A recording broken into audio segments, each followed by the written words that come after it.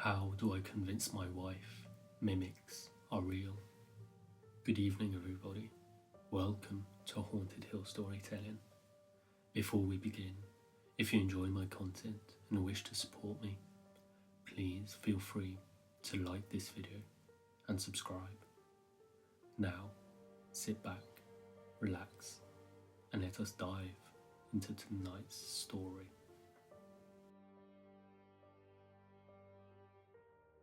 I have a serious problem, and I'm hoping you all can help me.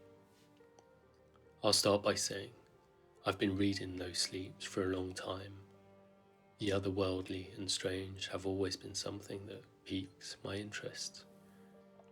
Let's say I just love spooky stuff. My wife, on the other hand, does not, which is fine. She keeps me grounded, and I keep things interesting.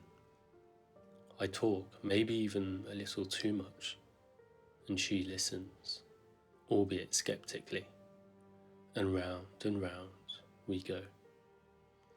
But now I think something strange is happening, and I can't really trust her to take me seriously.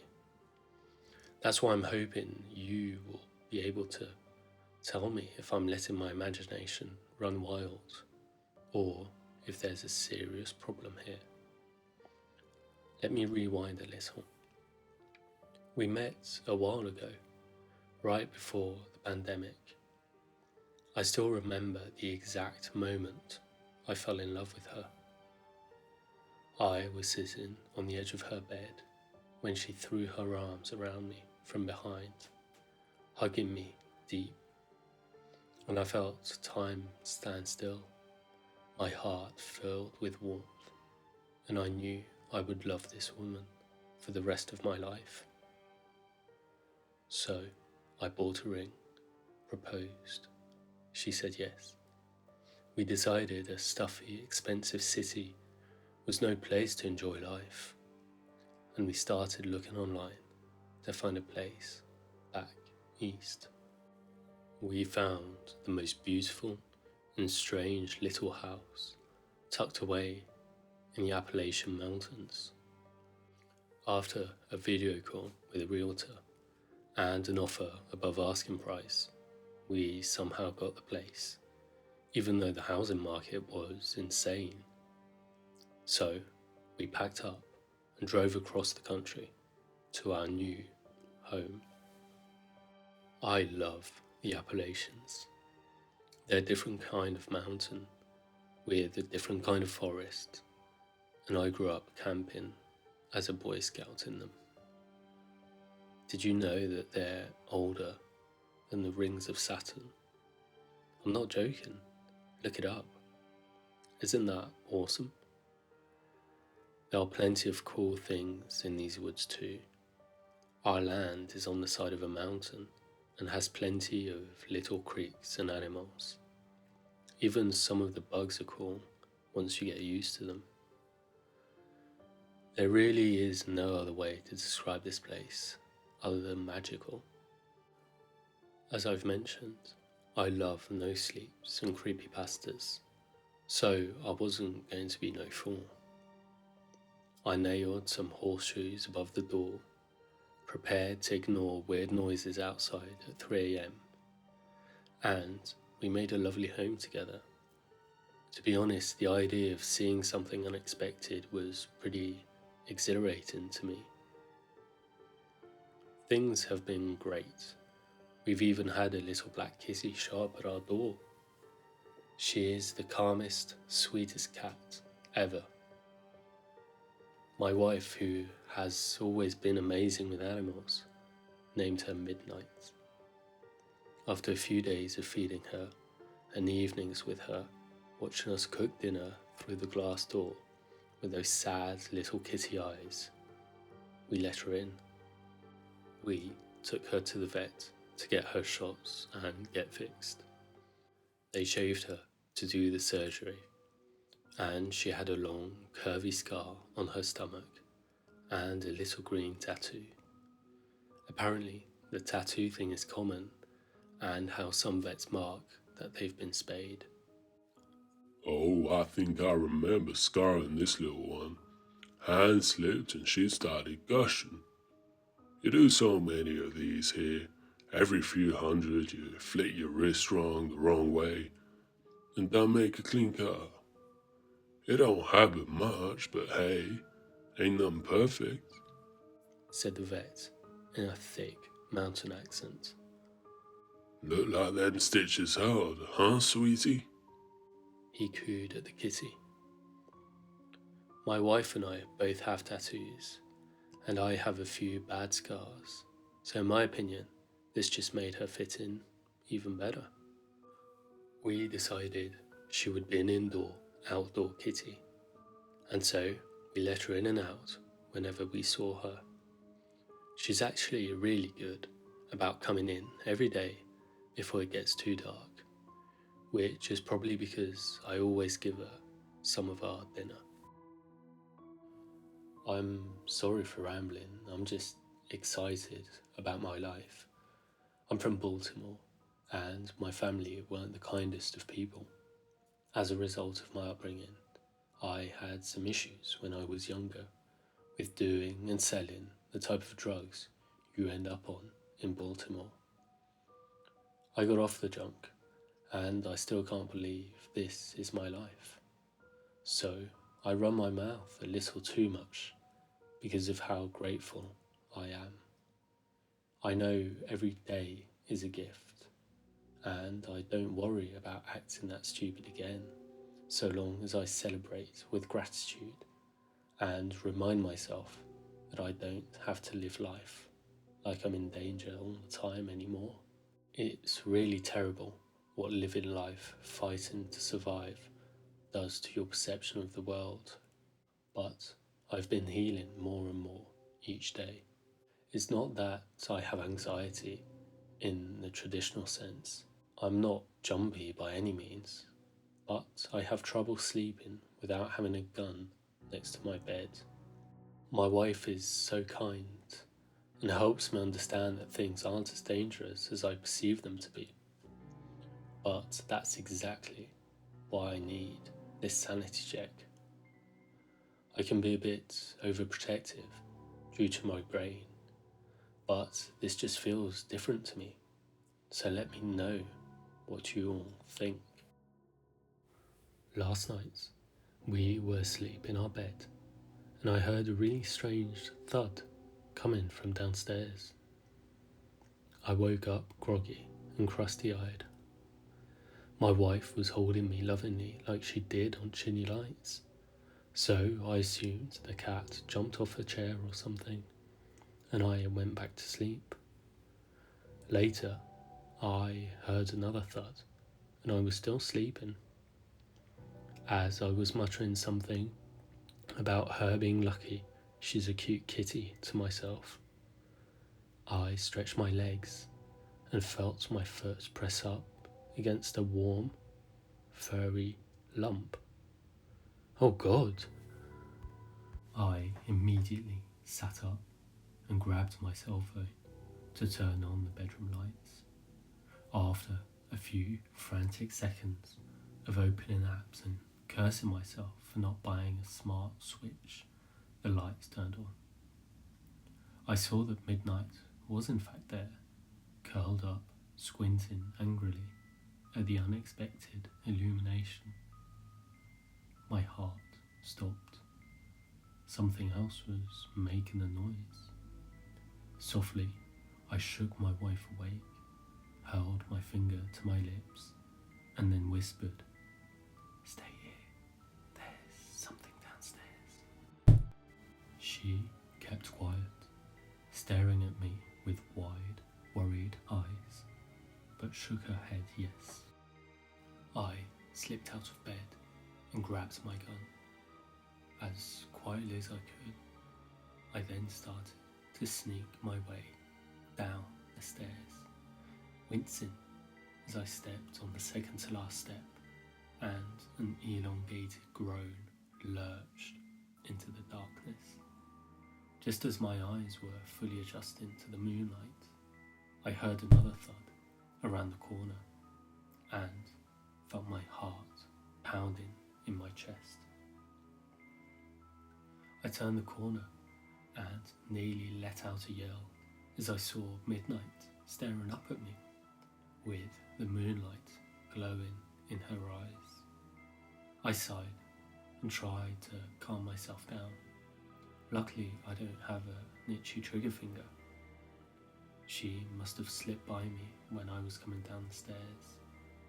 Gingerly, I crept around in the darkness, looking in each room, but I couldn't find anything strange. It must have been something outside. I can't find anything. I called up to my wife as I bent down to pet the kitty. Yeah, I saw the raccoons out yesterday. Maybe they are up to something?